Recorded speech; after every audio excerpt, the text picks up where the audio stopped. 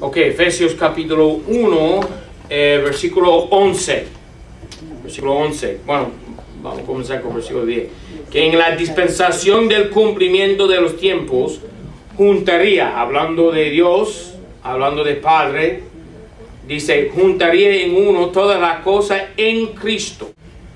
Así las cosas que están en los cielos como las que están en la tierra, en Él. Para poner énfasis. En Él digo, dice Pablo, en Él, en Cristo. Y eso es lo que Él enfatiza por todo este capítulo. Una y otra vez, 14 veces. Dice Pablo una y otra vez, en Él, en Cristo, en Jesucristo, en el amado, en el Señor, en Jesucristo. Una y otra vez. Es para dar a entender que la salvación nuestra está en un solo lugar colocada. Nuestra salvación está colocada en un solo lugar, que es el Señor Jesucristo. Y fuera de Cristo no hay salvación. Ahora, las religiones modernas enseñan que sí se puede encontrar la salvación en una religión, en otra persona afuera de Cristo, en las buenas obras, en los ritos de una religión, en el catolicismo, en el budismo, en el islam, de Mahoma, ¿ok? Dicen que fuera de Cristo puede encontrarse la salvación. Eso es mentira. Dice Pablo, para enfatizar, en Él, digo, dice Pablo al final del versículo 10. Y bueno, esas tres palabras posiblemente no son importantes para muchos. Y es por eso que las versiones modernas quitan las palabras en Él digo. Okay, esas tres palabritas al final del versículo 10 quitaron, no están en las nuevas Biblias modernas. ¿Por qué están en minúscula? ¿Cuál? ¿Por qué están en minúscula? Casi todas las veces están en minúscula. Sí, porque en la Biblia no se identifica pronombres divinos por mayúscula. Y debe ser así.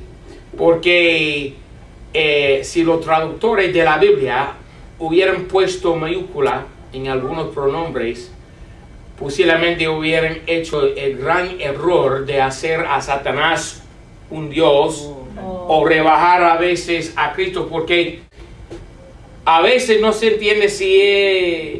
Déjame darte un ejemplo, porque es muy buena pregunta eso. Mira, Segunda de Tesalonicenses. Segunda de Tesalonicenses. Ok, Segunda de Tesalonicenses capítulo 2. Ok, Segunda de Tesalonicenses capítulo 2. Dice versículo 6. Y vosotros sabéis que es lo que le impida ahora, para que a su tiempo se manifieste. Ahora pregunta, ¿quién es lo aquí? ¿Quién es lo? Lo que le impida ahora. Bueno, muchos dicen que es el Espíritu Santo, pero yo no creo eso. Yo creo que la palabra lo aquí se refiere a Satanás, el padre impío, ¿ok? De la Trinidad impía, ¿ok? Entonces, si lo aquí, en muchas de las versiones nuevas, ponen especialmente en inglés y también en español, ponen en mayúscula la palabra lo, o lo cambian para él, y ponen la E mayúscula, para referirse al Espíritu Santo. Pero no es el Espíritu Santo. Entonces, poner mayúscula aquí haría una blasfemia. ¿Cómo? Como haciendo el diablo, yo creo que es el diablo haciéndolo divino al diablo.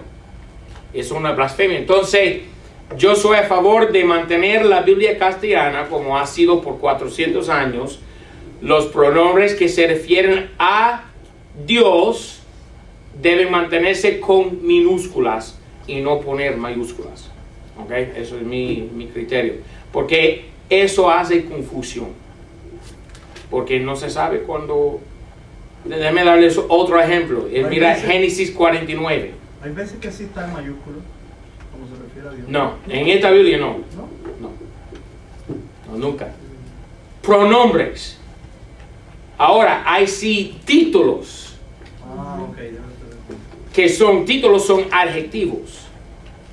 No sé si me explico bien. Sí. Por ejemplo, cuando dice 1 Corintios 10, Cristo era la roca con R mayúscula. Sí, para referirse a Dios, a Cristo como siendo Dios. ¿Ok? Eso estoy de acuerdo. ¿Ok?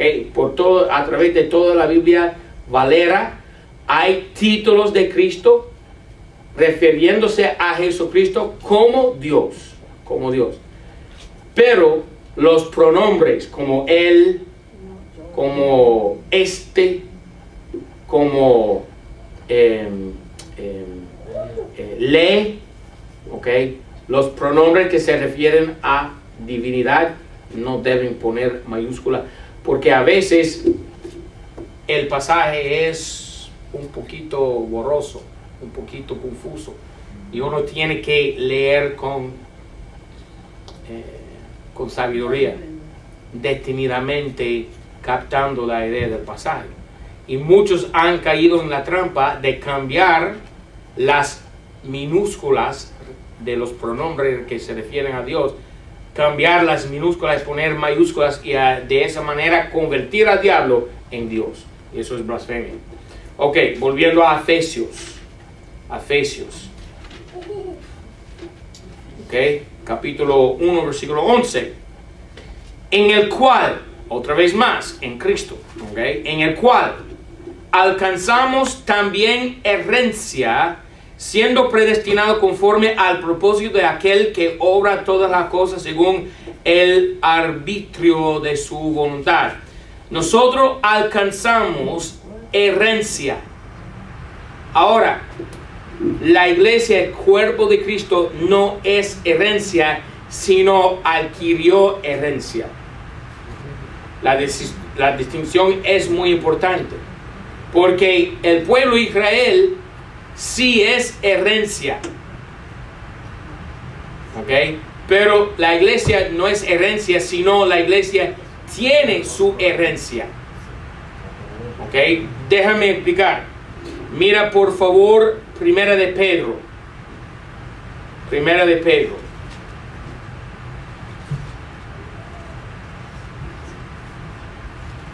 Pedro capítulo 1. Primera de Pedro 1:4, 1:3. Alabado sea el Dios y Padre de nuestro Señor Jesucristo, el cual según su grande misericordia nos ha reengendrado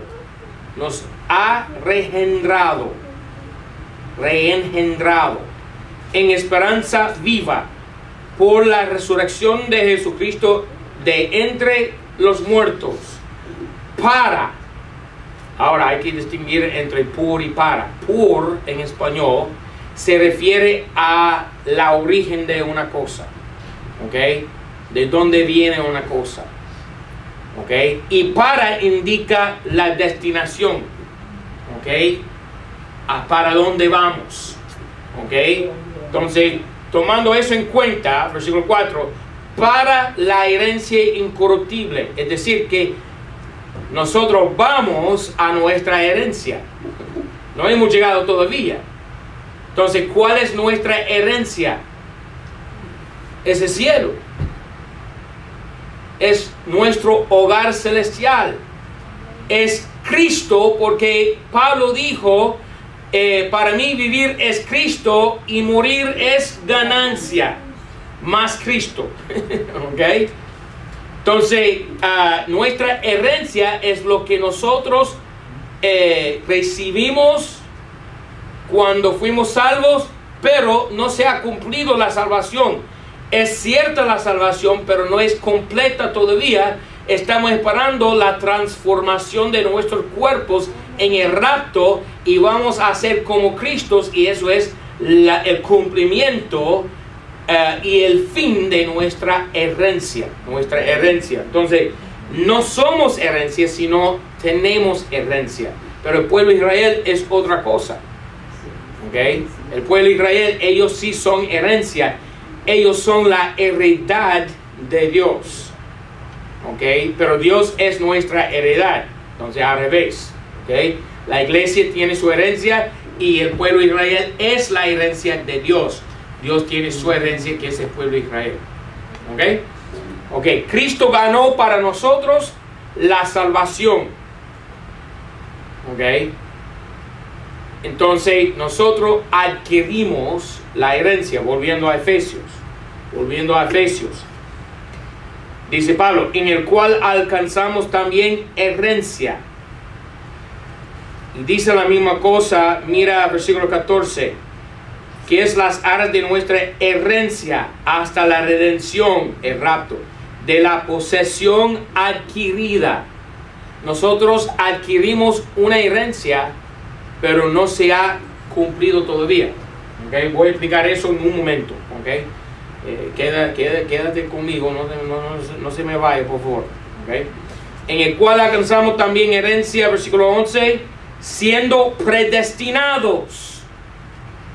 Ok, esa palabra le da mucha pena a los calvinistas, porque ellos quieren decir que somos predestinados antes de la fundación del mundo para ser salvos. No, este versículo habla de nuestra herencia futura, venidera.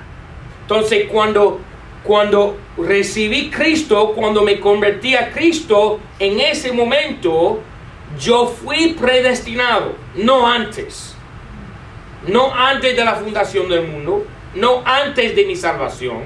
No, Dios no me predestinó hasta que yo me convirtiese a Cristo. Ahora soy yo predestinado. ¿Ok? Mantén tu dedo en Efesios y mira otro versículo. ¿Ok? Romanos 8. ¿Ok? Unas páginas atrás. Gálatas, Corintios atrás y Romanos. ¿Ok? Romanos capítulo 8.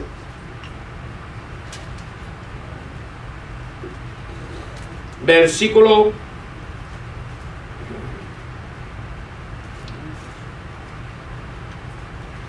16. 8:16, porque el mismo Espíritu da testimonio a nuestro espíritu que somos hijos de Dios. Y si hijos, también herederos. Ahí está la herencia. ¿Ok? Herederos de Dios. ¿Ok? Y coherederos con Cristo. Ahí está la herencia. ¿Ok? Ahora mira Romanos 8:29. Porque a los que antes conoció, bueno, primera cosa, tú tienes que conocer a Dios. Y Dios tiene que conocerte a ti. Esa es tu salvación. Cuando tú conociste a Cristo y Cristo te conoció a ti. Porque tú sabes lo que dice Cristo en aquel día final de juicio. Ante el gran trono blanco, a los impíos, Cristo les dice: apártase de mí, los que obran maldad, nunca os conocí. Entonces, Dios no te conoce si no tienes a Cristo. Dios no te conoce si no eres salvo. Dios no te conoce si no eres salvo por la sangre del Señor Jesucristo. ¿Ok? Tenemos aquí nuestra hermana Nereida. Y ella hoy mismo conoció a Dios. Y hoy mismo Dios la conoció a ella. Amén. Gracias, Señor. Entonces, ¿qué pasa? Antes de que fuera convertida ella, o yo, o tú, o lo que sea, no conocimos a Dios, ni Dios nos conoció a nosotros. Ahora sí, en Cristo, versículo 29, nuevamente, porque a los que antes conoció, también, al conocer a Dios, predestinó para que fuesen hechos conformes a la imagen de su Hijo. Ahora, en este momento, no somos hechos conforme a su imagen, pero sí, muy pronto seremos. Seremos como el Cristo. Amén. No como el Che, sino como el Cristo. Amén. Volviendo a nuestro pasaje, Efesios 2. Efesios 1, versículo 11. En el cual alcanzamos también herencia, siendo predestinado conforme al propósito de aquel que obra todas las cosas según el arbitrio de su voluntad. Ahora, esa palabra arbitrio tiene que ver con soberanía, tiene que ver con autoridad. Entonces puede decir la autoridad de su voluntad. ¿Ok? Cuando Cristo nos salvó, Él dio a su Padre Celestial la autoridad de salvarnos a nosotros y conformarnos poco a poco hasta el día de redención, conformarnos a la voluntad de Él. Ahora Dios tiene soberanía sobre nosotros. Ahora tú no tienes libre albedrío, no tienes. Porque tú tienes un maestro, un amo, un Señor. Cristo te compró con su sangre preciosa. Tú no te perteneces a ti mismo. Tú no te perteneces a ningún hombre en este mundo. Tú perteneces a Cristo. Tú fuiste comprado por su sangre. Ahora tú tienes que obedecerle a Él solamente, porque Cristo dio a Dios autoridad, soberanía sobre tu propia voluntad. Ahora tú no tienes preferencia. No, yo prefiero ir a otra iglesia. Tú no tienes preferencia. Si el Señor te manda a asistir a esta iglesia, tú tienes que asistir a esta iglesia. Y si el Señor te manda a otra iglesia, vete de aquí, por favor. ¿Ok? Tú no tienes preferencia. Tú tienes que hacer la voluntad del Señor, porque tu maestro es el que te manda. Amén. Ok. Entonces dice aquí, arbitrio de su voluntad. ¿Qué? Versículo 12. Efesios 1:12. Para que fuésemos para alabanza de su gloria nosotros, que antes esperamos en Cristo.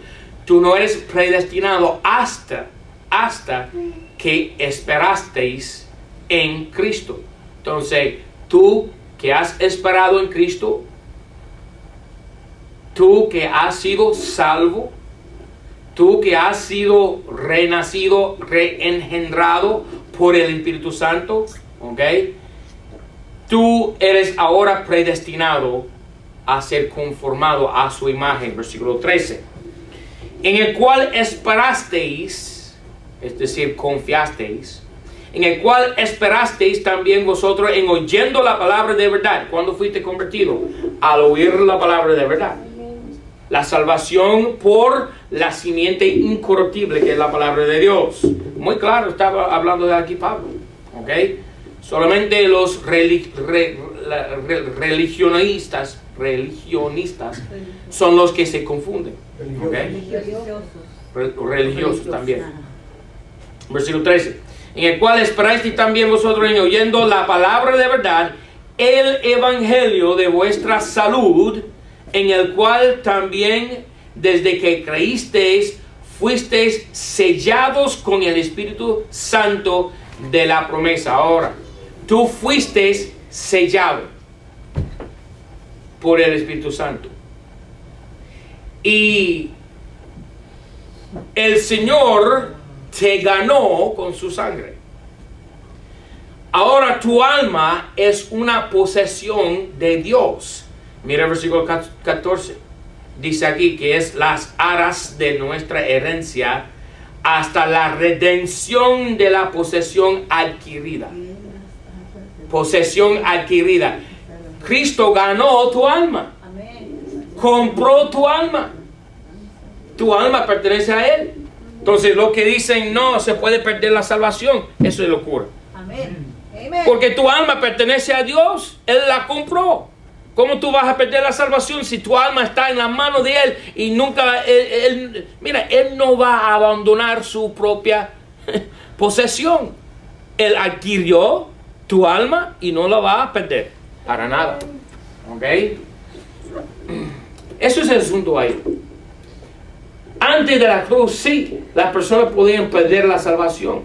¿Por qué? Porque antes de Cristo, antes de la cruz, las personas tenían libre albedrío, voluntad libre.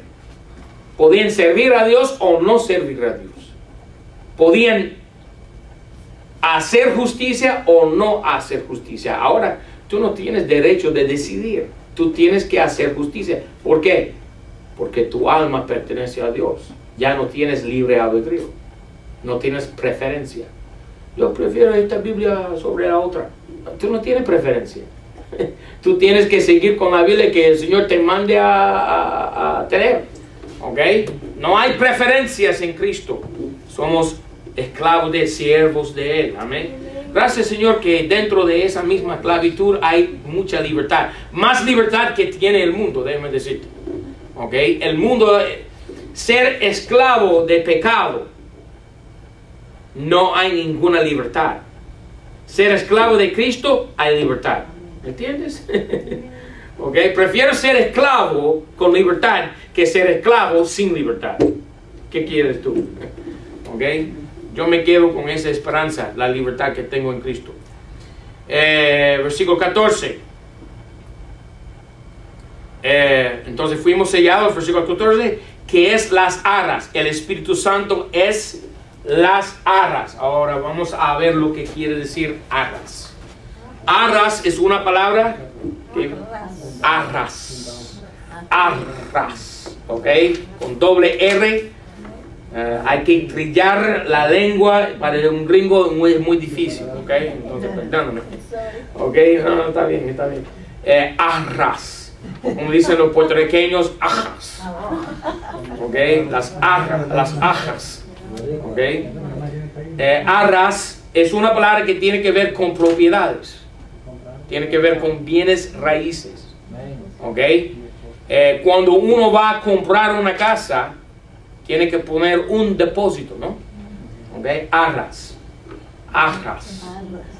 Dice el diccionario Real Academia Española, arras. Cosa que se da como prenda o señal en algún contrato o concierto. Nota cómo usan la palabra concierto, la significación antigua, ¿no? La bíblica, el significado bíblico. Okay, versículo número 2, definición 2. Conjunto de las tres monedas que al celebrarse el matrimonio religioso, oh, me encanta eso, sirven como símbolo de entrega, pasando de las manos del desposado a las de la desposada y viceversa. ¡Wow!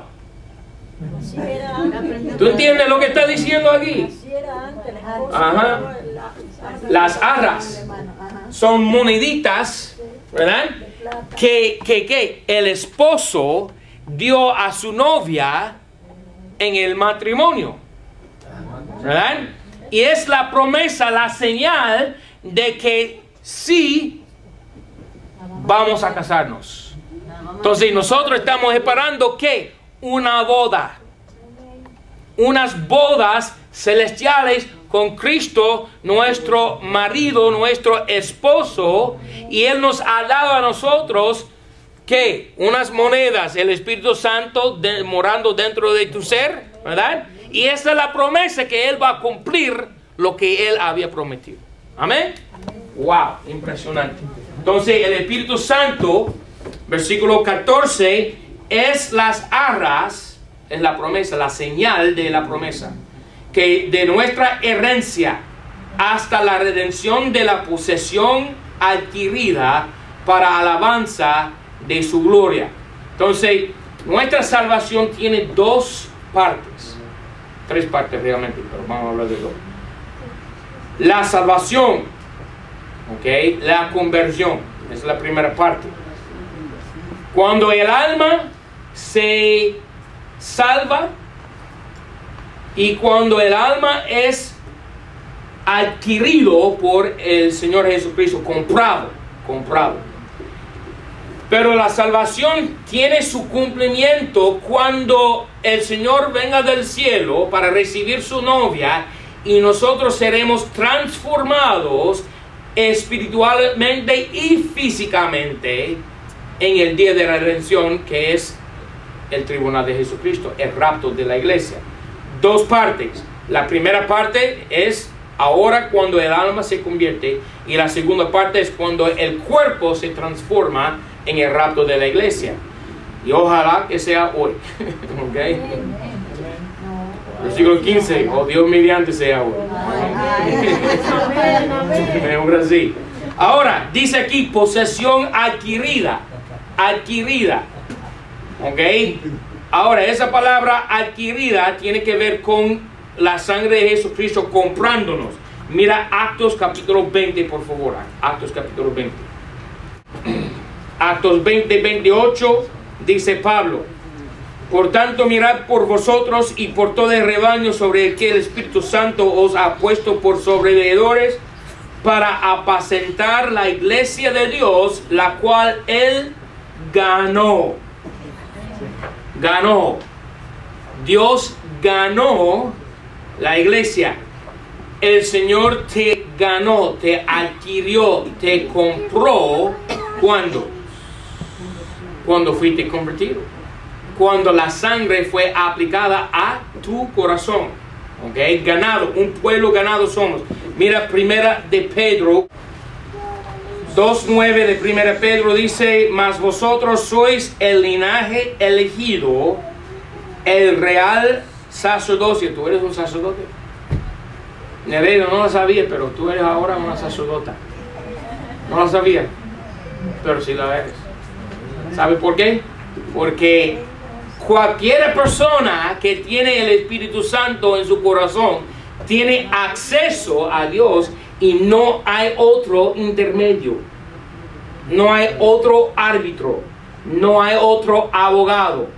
Tú, Nereida, puedes ir directamente a Dios en oración sin hombre intermediando. Tú eres una sacerdota. ¿Ok? Mira cómo dice Pedro aquí. Mas vosotros sois el linaje elegido, el real sacerdocio, nación santa, pueblo que ganado, dice. Ganó a nosotros con su sangre. Tú no te perteneces a ti mismo, ¿no? Ok, tú eres un esclavo, propiedad del Señor, amén.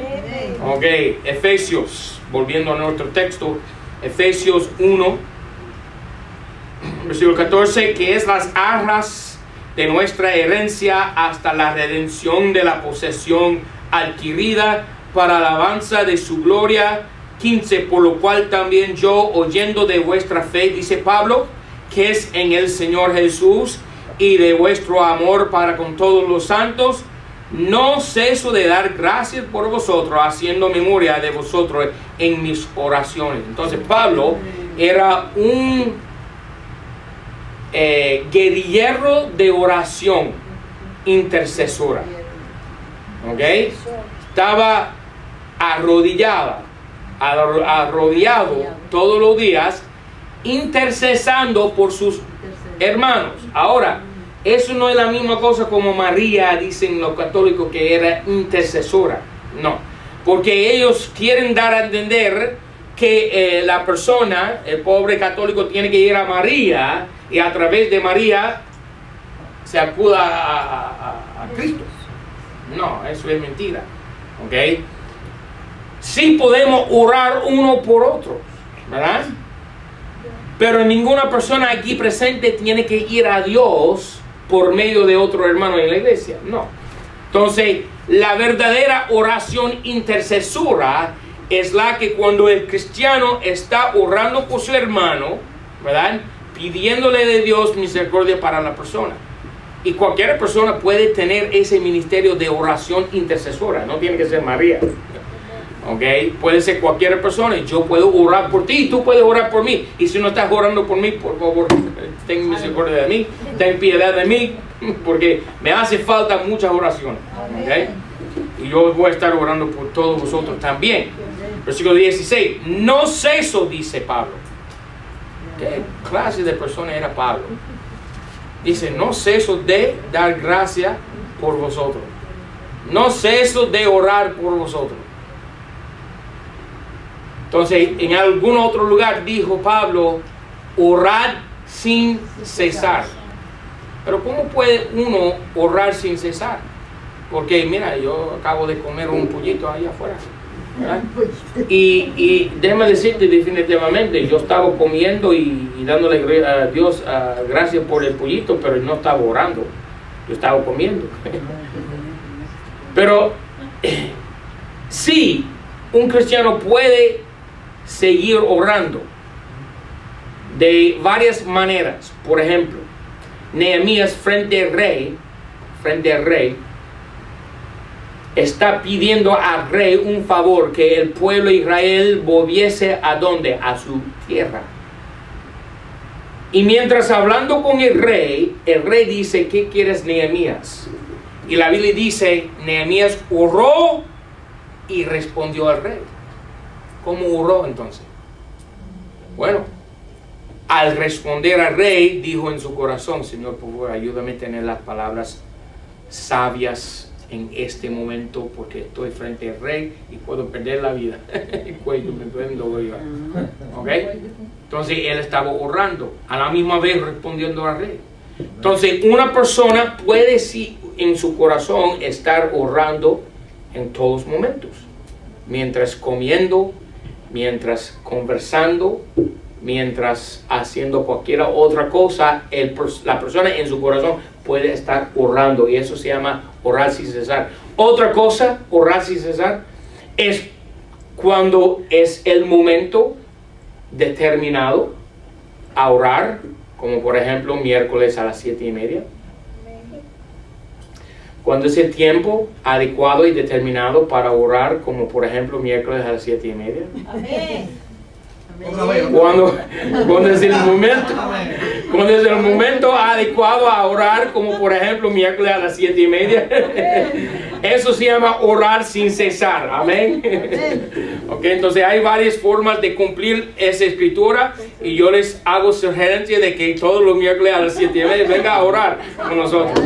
Y déjame decirte, no, ahora estoy en serio ahora. Para mí, esta es la verdad. Para mí, estar arrollado con mis hermanos y mis hermanas aquí en esta iglesia, eso para mí es la suma bendición que tengo aquí en esta vida. Eso es verdad. ¿Ok? Entonces, si puedes estar aquí los miércoles, ¿ok? Si no estás trabajando o frente al televisor o algo así, por favor, vengan los miércoles. ¿Ok? Y orar con nosotros. Amén. Eso para mí, suma bendición. Ok, versículo 17. Que el Dios de nuestro Señor Jesucristo, el Padre de gloria, os dé el espíritu de sabiduría y de revelación en el conocimiento de Él. Ahora, nota una cosa aquí. El sujeto es Dios. Dice que el Dios de nuestro Señor Jesucristo. El sujeto es Dios. Y esta oración aquí es muy larga. Comienza en versículo 15 y apenas termina en versículo 23, porque versículo 15, coma, al final, 16, 2 puntos, 17, 2 puntos, 18, punto y coma, 19, al final, una coma, 20, una coma, 21, punto y coma, 22, una coma, y 23, ya un punto final. A una oración larga que entiende cuando el versículo, hasta 7 versículos, 8 versículos. ¿Ok? Y esta oración tan larguísima, el sujeto de toda la oración es ¿quién? Es Dios, ¿verdad? Dice el versículo 17, que el Dios de nuestro Señor Jesucristo, el Padre de gloria, os dé el espíritu de sabiduría. Entonces el sujeto es Dios. Yo te señalo eso por lo siguiente. Mira capítulo 2, versículo 1. Y a vosotros os dio vida. Ahora la palabra dio ¿Cuál es el sujeto de la palabra Dios? A vosotros os dio vida. Es Dios. Porque el sujeto de la oración anterior es Dios. Entonces, Pablo sigue con la idea, pero es diferente idea. Porque en versículo 15, 16, 17 hasta 23, él está orando a Dios y diciendo que Dios os dé algo. 1, 2, 3, 4, 5 cosas. Vamos a verlo ahora. Entonces, es un deseo que tiene Pablo, una oración. Él quiere que el Señor os dé algo. Pero en versículo 1 de capítulo 2, no dice que Dios os dé, sino que os dio ya vida. ¿Ok? Entonces, ya tenemos vida y nos hace falta sabiduría. Ya tenemos vida, pero nos hace falta entendimiento. Ya nos dio vida, tenemos la vida ya, pero nos hace falta iluminación. Entonces dice Pablo, yo quiero que Dios os dé sabiduría, entendimiento, iluminación, gracia, pero ya tienen la vida. Es una cosa ya adquirida. Es una cosa que ya tenemos presentemente. El Señor nos dio vida. Ahora, todo el mundo se queja por versículo 1 de capítulo 2 en la versión antigua, porque dicen ellos, ¿quién es el sujeto de la palabra Dios? Ok, ellos dicen que es una confusión, porque dicen ellos que la iglesia es el sujeto de la oración anterior. Mira, capítulo 1, versículo 22. Y sujetándole toda la cosa debajo de su pie y poniéndole por cabeza sobre toda la cosa para la iglesia, la cual es su cuerpo, la plenitud de aquel que lo llena todo en todo. Entonces ellos dicen que el sujeto es la iglesia. Mentira. El sujeto es Dios, no es la iglesia. Entonces, versículo 1, y a vosotros os dio vida. Ellos dicen que sin el pronombre él, da a entender que la iglesia es sujeto y que es la iglesia que nos dio vida. Eso es una mentira. Ellos no son capaces de leer sencilla española, simple castellano. ¿Ok? El sujeto es Dios. Versículo 17, que el Dios de nuestro Señor Jesucristo, el Padre de gloria, os dé que el espíritu de sabiduría y de revelación en el conocimiento de Él. Entonces nos hace falta sabiduría y conocimiento. ¿De dónde provienen estas dos cosas? Sabiduría y conocimiento. ¿De dónde provienen? De Dios. ¿Por medio de qué? La Biblia. La única fuente en este mundo de sabiduría y conocimiento y entendimiento y iluminación es la palabra de Dios. Y no hay otra fuente. No hay otra fuente. ¿Ok? Dice aquí, revelación. Bueno, los carismáticos de hoy en día dicen que ellos tienen revelaciones nuevas. ¿Ok? Pero esta no es la revelación de que se refiere Dios. Es por eso que yo soy a favor de mantener el título del último libro de la Biblia, Revelación, en vez de Apocalipsis. Porque la palabra Apocalipsis no es una palabra castellana. Revelación es una palabra castellana. Entonces, ¿dónde tenemos la revelación? En la Biblia. Y aparte de la Biblia, no hay revelación. No existe. Ni la iglesia, ni el carismático, ni Walter Mercado puede darte revelación. Es imposible. ¿Ok? Imposible. Versículo 18. Iluminados tus ojos, los ojos de vuestro entendimiento. ¿Cómo? Por la Biblia. Para que sepáis cuál sea la esperanza de su vocación y cuál es la riqueza de la gloria de su herencia en los santos. ¿Ok? Ahora, Dios quiere que tus ojos sean abiertos. Mira 1 de Samuel 14. 1 de Samuel 14, 26. Y entró el pueblo en el bosque, y aquí que la miel corría, y ninguno hubo que llegase la mano a su boca, porque el pueblo tenía en reverencia el juramento. Mas Jonatán no había huido cuando su padre conjuró al pueblo. ¿Tú sabes qué pasó? Saúl, el padre de Jonatán, había hecho un juramento que el pueblo no podía comer la miel. ¿Okay? Eso es tipología del anticristo prohibiendo la palabra de Dios, porque la miel es la palabra de Dios. ¿Okay? Nota, versículo 27.